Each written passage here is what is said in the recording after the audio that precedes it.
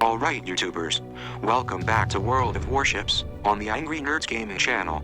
It's me, again, AI, Alex, and again I'm doing all the hard work for the lazy nerd, I mean, the angry nerd, because, evidently, he cannot read two sentences without making a mistake, and not enough of you complained about his forced AI labor practices. Thanks.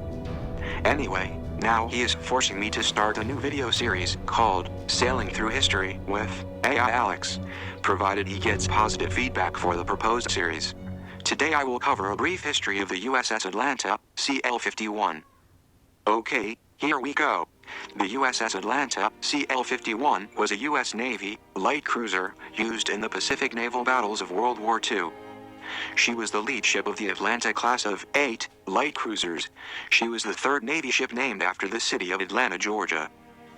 The Atlanta class was a new class of ships designed to provide anti-aircraft protection for U.S. naval task groups. Atlanta served in this capacity in the naval battles of Midway and the Eastern Solomons. She was laid down on the 22nd of April 1940 at Kearny, New Jersey, by the Federal Shipbuilding and Dry Dock Company. She had a displacement of 6,718 long tons standard and 8,340 long tons max. She had a length of 541 feet 6 inches, 165.05 meters, and a beam of 53 feet 16 meters. She had a draft of 20 feet 6 inches, 6.25 meters mean, and 26 feet 6 inches, 8.08 meters max. She was powered by 4 steam boilers, generating 75,000 shp or 56,000 kilowatts. She had 2 gear turbines with 2 screws that propelled her to a top speed of 32.5 knots, 37.4 miles per hour, or 60.2 kilometers per hour. Her crew complement was 673 officers and enlisted. Her armament consisted of 16 5-inch 127mm guns in 8 turrets, with 2 guns per turret, 12 1.1-inch 28mm anti-aircraft cannons, 8 single 20mm anti-aircraft cannons, and 8 533mm torpedo tubes. The Atlanta was fitted with 8 twin 5-inch gun turrets, placed in a unique configuration. She had 3 forward turrets and 3 aft turrets, mounted in line and increasing in height toward her midships, giving her a symmetrical appearance, with a gap in the middle superstructure. In addition, the aft battery also had 1 wing-mounted turret on each side, for a total of 16 5-inch guns. Atlanta, in some works, is designated CL-AA-51 because of her primary armament and mission as an anti-aircraft cruiser. Hence, all of the Atlanta-class ships are sometimes designated as CL-AA, anti-aircraft cruisers. However, her entire battery of 5-inch, 127mm guns were dual-purpose guns, and were capable of being used against both air and surface targets, able to fire anti-aircraft, high-explosive, and armor-piercing shells. Her belt armor was from 1.1 inches to 3 3/4 inches thick, or 28 to 95 millimeters. Her deck armor was 1 1/4 inches thick, or 32 millimeters. Her turret armor was 1 1/4 inches thick, or 32 millimeters. Her conning tower was 2 1/2 inches thick, or 64 millimeters. The Atlanta-class ships were lightly armored, making them poor surface combatants compared to a typical light cruiser. In terms of armament, the Atlanta-class cruisers were closer to a destroyer, being armed with 5-inch guns, versus standard light cruisers, which were generally equipped with 6-inch guns. But because of their length, well over 500 feet, and their large battery of 16 5-inch guns, they were designated as light cruisers. Later ships of the class had their armament reduced to 12 guns. Typical destroyers of the time only carried 5 or 6 5-inch guns. Despite being under-armored for a light cruiser, they had thicker armor than destroyers, which were notoriously underprotected. Atlanta was launched on the 6th of September 1941 and commissioned at the New York Navy Yard on the day before Christmas, 24 December 1941, with Captain Samuel P. Jenkins in command. After fitting out, Atlanta conducted shakedown training until the 13th of March 1942, first in Chesapeake Bay and then in Maine's Casco Bay, after which she returned to the New York Navy Yard for post-shakedown repairs and alterations. She was adjudged ready for distant service on the 31st of March, 1942, and departed New York for the Panama Canal Zone on the 5th of April. After transiting the waterway, Atlanta then cleared Balboa on the 12th of April with orders to recon Clipperton Island, a tiny, barren, uninhabited atoll about 670 miles southwest of Acapulco, Mexico, for any signs of enemy activity on her voyage to the Hawaiian Islands. Finding none, she ultimately reached Pearl Harbor on the 23rd of April, 1942. After a brief stay in gunnery practice in Hawaiian waters, the USS Atlanta in company with the destroyer McCall, DD-400, sailed on the 10th of May as escort for the ammunition ship Rainier, AE-5, and the oiler Tchaikosvky, AO-27, bound for Naumea, New Caledonia. On the 16th of May, having seen the auxiliaries safely reach their destination, she joined Vice Admiral William F. Halsey Jr.'s Task Force, TF-16, formed around the carriers Enterprise, CV-6, and Hornet, CV-8, as it steamed back to Pearl Harbor in response to an imminent Japanese thrust in the direction of Midway Atoll. TF-16 reached Pearl on the 26th of May. Atlanta then sailed with TF-16 on the morning of the 28th of May 1942. Over the days that followed, she screened the carriers as they operated northwest of Midway in anticipation of the enemy's arrival. At the report of Japanese ships to the southwest, on the morning of the 4th of June, Atlanta was cleared for action as she screened USS Hornet. During that day, squadrons from 3 American carriers, the Hornet, the Yorktown, and the Enterprise, inflicted mortal damage on 4 irreplaceable enemy flat-tops. Over the days that followed during the Battle of Midway, the Atlanta remained in the screen of Task Force 16 until the 11th of June, when the task force received orders to return to Pearl Harbor. Reaching Pearl on the 13th of June 1942, Atlanta, outside of a brief period of anti-aircraft practice on 21, 25 and the 26th of June, remained in port, taking on stores and provisions, and standing on 24-hour and then 48-hour alerts until July 1942. She was then dry docked on the 1st and the 2nd of July, so that her bottom could be scraped, cleaned, and painted. Oh, that sounds like too much information, but I digress.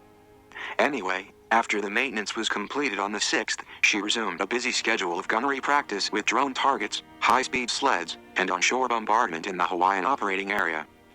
On the 15th of July 1942, Atlanta, again in support of Task Force 16, sailed for Tonga Tapu, anchoring at Nuku'alofa, Tonga, on the 24th of July, where she fueled the destroyer Mori, DD-401, and then took on fuel herself. She then pushed on, and later the same day, rejoined Task Force 16. On the 29th of July, 1942, as preparations proceeded for the invasion of Guadalcanal in the British Solomon Islands, Atlanta was assigned to Task Force 61. She then provided screening for the carriers as they launched airstrikes to support the initial landings on Guadalcanal. On 7 and the 8th of August 1942, Atlanta remained in the vicinity of that isle until the withdrawal of the carrier task force on the 9th. For the next several days, she remained at sea, replenishing when necessary, while the task force operated near the Solomons. As the Americans consolidated their gains on Guadalcanal, the Japanese critical need for reinforcements prompted Japanese Admiral Yamamoto Isoroku to send his combined fleet south to cover a large troop convoy. Throughout the day on the 24th of August 1942, Atlanta received enemy contact reports and screened the Enterprise, as she launched strike groups to seek out the enemy carriers. After Enterprise completed launching her own planes, a Japanese raid, estimated by Captain Jenkins to consist of at least 18 Type 99 carrier bombers, came in from the north-northwest at 5:10 p.m. Over the next 11 minutes, Atlanta's 5-inch, 1.1-inch and 20mm batteries contributed to the barrage-protecting Enterprise, as Atlanta conformed to the carrier's every move as she maneuvered violently to avoid the dive bombers. Despite a heavy anti-aircraft fire, Enterprise took one hit and suffered some fragment damage from an estimated 5 near misses. Atlanta emerged unscathed, and Captain Jenkins later reported that his ship may have shot down 5 of the attackers. Reporting to Task Force 11, for duty the following day, Atlanta operated with that force, which was later redesignated Task Force 61, on the 30th of August 1942. Over the next few days, the Atlanta screened the stricken flagship Saratoga after she was torpedoed by the Japanese submarine I-26 on the 31st of August. Atlanta provided cover as heavy cruiser Minneapolis, CA-36, rigged a tow line and began taking Saratoga out of danger. The force ultimately put into Tonga Tapu on the 6th of September, where Atlanta took on provisions, fueled from heavy cruiser New Orleans, CA-32, and enjoyed a period of upkeep. Underway again on the 13th of September 1942, Atlanta assumed duty as escort for the now Maya-bound ammunition ship, the Lassen, AE-3, and the aircraft transport ship, Hammond Sport, APV-2, on the 15th.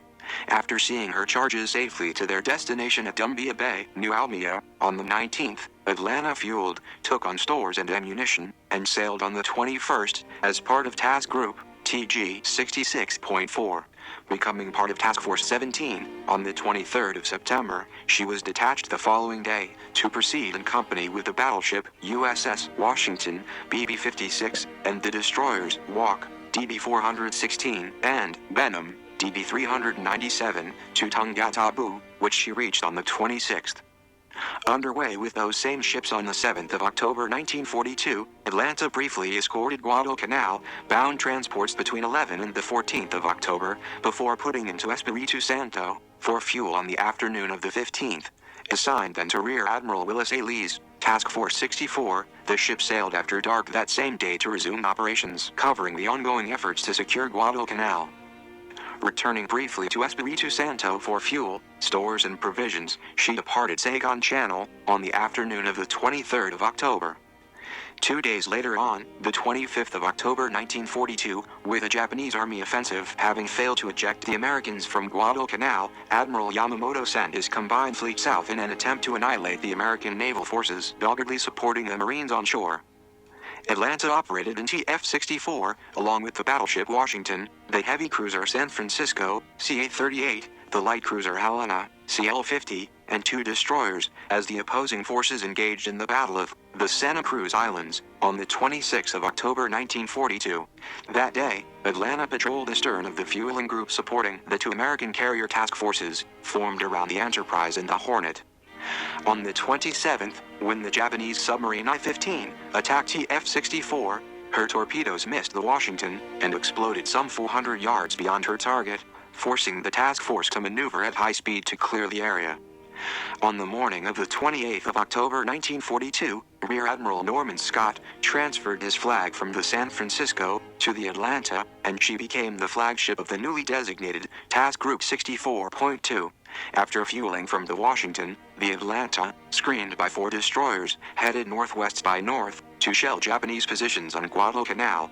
Reaching the waters off Lunga Point, on the morning of the 30th, Atlanta embarked Marine liaison officers at 5:50 a.m., and then steamed west, commencing her bombardment of Point Cruz at 6:29 a.m., while the destroyers formed a column astern. Provoking no return fire, Task Group 64.2 accomplished its mission and returned to Lunga Point, where Atlanta disembarked the liaison officers. She then proceeded, accompanied by her screen, to Espiritu Santo, where she arrived on the afternoon of the 31st of October. Subsequently, Atlanta continued to serve as Rear Admiral Scott's flagship, and accompanied by 4 destroyers, escorted 3 transports to Guadalcanal.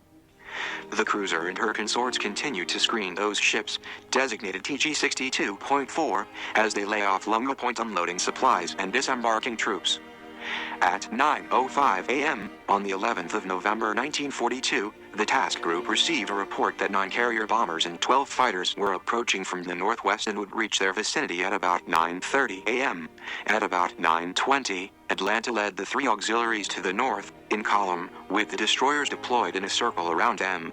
15 minutes later, 9 enemy bombers emerged from the clouds over Henderson Field. The American ships opened fire soon thereafter, putting up a barrage that downed several enemy planes. Fortunately, none of the primary targets of the attack, the transports, suffered more than minor damage from several near misses, though one did sustain some flooding. The 3 auxiliaries returned to the waters off Lunga Point as soon as the attack ended, and resumed working cargo and disembarking troops. A little over an hour later, at 10:50 a.m., Atlanta received word of another incoming Japanese air raid. 15 minutes later, she led the 3 auxiliaries north with the destroyers in a circle around the disposition. The bogies, 27 Mitsubishi G4M1 Type 1 Betty bombers, from Rabaul, approached from west by north, over Cape Esperance in a very loose V formation. The enemy bombers, for their part, ignored the ships and continued on to bomb Henderson Field. Upon the disappearance of the enemy bombers, TG-62.4 resumed unloading off Lunga Point. The next day, the 12th of November 1942, Atlanta was still off Lunga Point, screening the unloading, as part of TF-67 under Rear Admiral Daniel J. Callahan, aboard the San Francisco. At about 1:10 p.m., Atlanta received a warning that 25 enemy planes were headed for Guadalcanal, slated to arrive within 50 minutes. The light cruiser went to general quarters at 1:18 p.m. and received the signal, "Prepare to repel air attack." Within 6 minutes, Atlanta and the other combatants of the support group formed a screen around the transport group, TG-67.1, and the two groups steamed north together at 15 knots. At about 2:10 p.m., the Americans sighted the incoming raid, consisting of what appeared to be 25 twin-engine bombers, Bettys, which broke up into two groups after clearing Florida Island, came in at altitudes that ranged from 25 to 50 feet. Atlanta's sister ship, Juno, CL-52, opened fire at 2:12 p.m. Atlanta did so a minute later, training her guns at planes headed for the gap in the screen, between the San Francisco and the destroyer, Buchanan, DD-484. Atlanta claimed two Bettys just after they dropped their torpedoes, at about 2:15 p.m., only 3 minutes before the attack ended. Once the last Japanese plane had been splashed, the work of unloading the transports and cargo ships resumed. One Betty, however, crippled by anti-aircraft fire, had crashed into the after superstructure of the San Francisco, inflicting the only damage on the force. The abrupt end of the air attack gave the Americans only a brief respite, as trouble approached from yet another quarter. A Japanese bombardment force, under the command of Rear Admiral Abe Hiroaki, comprised of 2 battleships, a light cruiser, and 6 destroyers, was detected steaming south toward Guadalcanal, to shell Henderson Field. Rear Admiral Callahan's support group was to cover the retiring transports and cargo vessels against enemy attack. Accordingly, TG-67.4 departed Lunga Point at about 6 p.m. and steamed eastward through Seal Arc Channel, covering the withdrawal of TG-67.1. An hour before the start of the mid-watch, Callahan's ships reversed course and proceeded westward. The USS Helena's radar had picked up the first Japanese contacts at a range of 26,000 yards. As the range closed, Atlanta's surface search radar, followed by her gunnery radars, detected the enemy ships. Admiral Callahan ordered a course change to the left that caused immediate problems, forcing Atlanta to turn hard to port to avoid a collision with one of the 4 accompanying destroyers, the latter having apparently executed a ship's left, rather than a column left movement. As Atlanta began moving to resume her station ahead of the San Francisco, a Japanese destroyer illuminated her and fired torpedoes. Atlanta shifted her battery to fire to the enemy destroyer, illuminating her, opening fire at a range of about 1,600 yards. As 2 other Japanese destroyers crossed her line of fire, Atlanta engaged both with her forward 5-inch mounts, while her after mounts continued to blast away at the destroyer, illuminating her. An additional, unidentified, assailant also opened up on the light cruiser from the northeast. At about that time, at least one of torpedo punched into Atlanta's forward engine room from the port side. She lost all but auxiliary diesel power, suffered the interruption of her gunfire, and had to shift steering control to the steering engine room aft.